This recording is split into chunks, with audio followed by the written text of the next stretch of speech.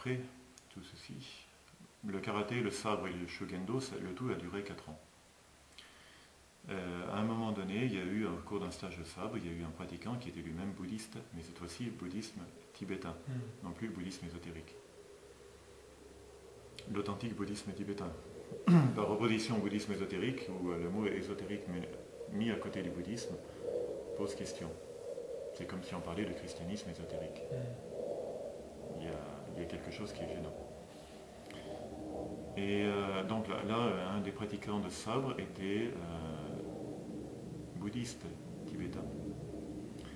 Il nous a dit, si vous voulez, on va, voilà, je vous invite, alors d'autant plus que celui qui donnait des cours de sabre avait fait des pèlerinages au Tibet, il en avait ramené un certain nombre de photos. Et donc, on avait été invité à une soirée. C'est la première fois de ma vie que je voyais des lamas tibétains. Tout en rouge et orange. Ouais. Un certain nombre de lamas tibétains, puis ce soir-là, il y en avait qui étaient de passage. Il y avait aussi un tulku, qui dans la tradition des bouddhistes tibétains est une réincarnation d'un lama de haut niveau spirituel. Ce qui pose des questions évidemment par rapport au christianisme. Bon. Après, c'est la question de la réincarnation. Et j'ai senti au cours de cette soirée qu'il fallait que je revienne. Je suis revenu. Ce que j'ai ressenti a été très fort et à tel point que j'ai arrêté tout le reste. J'ai senti qu'il fallait que j'arrête le reste. Temporairement, je pensais que c'était temporaire, mais en fait ça a été définitif. Et j'ai été, pendant toute cette période du bouddhisme tibétain, j'ai été extrêmement marqué par la compassion. Ils ont une compassion qui est extraordinaire. La retraite que j'avais faite qui a duré 5 mois a été une retraite basée autour d'une divinité qui s'appelle Chenrezig, divinité à 1000 bras, qui est la divinité de la compassion. Ils ont une compassion qui est extraordinaire parce que, à la fois dans leur récit, mais même dans leur façon de faire, elle est différente du christianisme, mais elle a ceci de fondamental, c'est que au niveau de la prière comme des actes, elle se manifeste un peu différemment au niveau des actes, mais il y a des choses extrêmement fortes. Et dans ces choses extrêmement fortes qui sont proposées, il y a par exemple ce qu'on appelle les vœux de bodhisattva. Et vœux de bodhisattva qu'au bout d'1 an, j'ai pris. Tu prends refuge. Alors la prise de refuge, non. La prise de refuge, c'est, si on devait comparer au christianisme, c'est la première porte d'entrée. C'est un peu comme, et en même temps c'est différent forcément, c'est un peu comme le baptême. Mais en même temps c'est forcément différent parce que on ne parle pas de sacrement. Après il y a des questions de culture, de langage qui interviennent. Mais j'avais pris refuge. Mais c'est plus tard, et j'avais reçu un nom à cette occasion, et c'est plus tard que j'ai pris aussi les vœux de Bodhisattva, par lequel je faisais le vœu devant Bouddha de consacrer ma vie à faire le bien pour autrui. Ça rappelle étonnamment certaines valeurs chrétiennes. Ça dit quelque chose.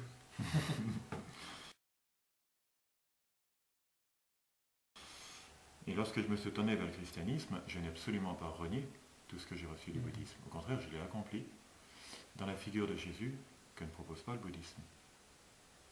Un homme qui est à la fois pleinement homme et pleinement Dieu. Et qui est extraordinaire. Mais sans rien enlever de tout ce qu'il peut y avoir de bon dans le bouddhisme tibétain.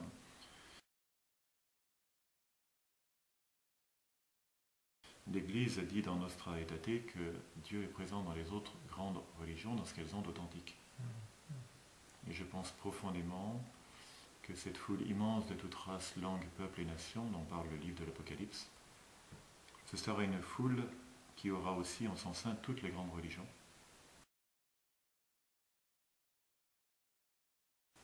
Tous les hommes et les femmes de bonne volonté, tous ceux qui auront fait le bien, au nom de Dieu, qu'ils en aient conscience ou non. C'est aussi ce que dit la parabole du jugement dernier dans l'évangile de Matthieu, chapitre 25, où il est question de toutes les nations qui sont rassemblées devant Jésus. Et il y a le bilan qui est fait de leur vie. Qu'est-ce que vous avez fait de votre amour pour les autres? Et il y a ceux qui auront vraiment fait le bien pour les autres et ceux qui ne l'auront pas fait. Pour ceux qui auront fait le bien, ça sera extraordinaire. Pour ceux qui n'auront pas fait, ça sera redoutable. À supposer qu'il y en ait.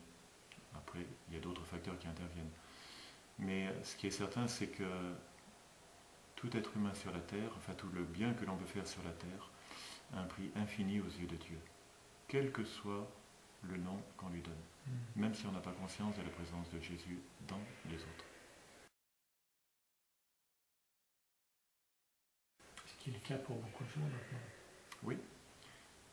Et après interviennent aussi d'autres choses, comme par exemple les sacrifices d'amour, les semences d'amour, que sont les sacrifices de tous ceux et celles qui suivent pour Jésus, qui prennent leur croix et qui l'offrent pour la conversion du monde. Tous ceux et celles qui suivent des chemins de sainteté et qui vont jusqu'au bout de ce chemin de sainteté, qu'ils soient chrétiens ou appartenant à d'autres religions, ou même aussi, parce que je pense qu'il y a aussi des saints qui s'ignorent dans les personnes qui ne veulent pas accueillir la religion, mais qui à côté font des actes qui sortent de l'ordinaire. Il y a des personnes dans des ONG par exemple, organisations non gouvernementales, qui vouent leur vie à faire le bien autour d'eux, qui à cause de leur histoire personnelle ne veulent pas entendre parler de l'Église par exemple, mais qui à côté de ça font des choses extraordinaires. Donc qu'ils le veuillent ou non, Dieu est présent dans leur vie.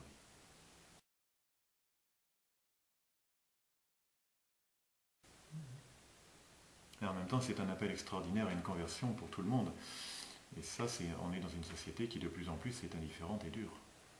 Et ça, il faut faire attention, parce que le jugement, il y aura réellement un jugement.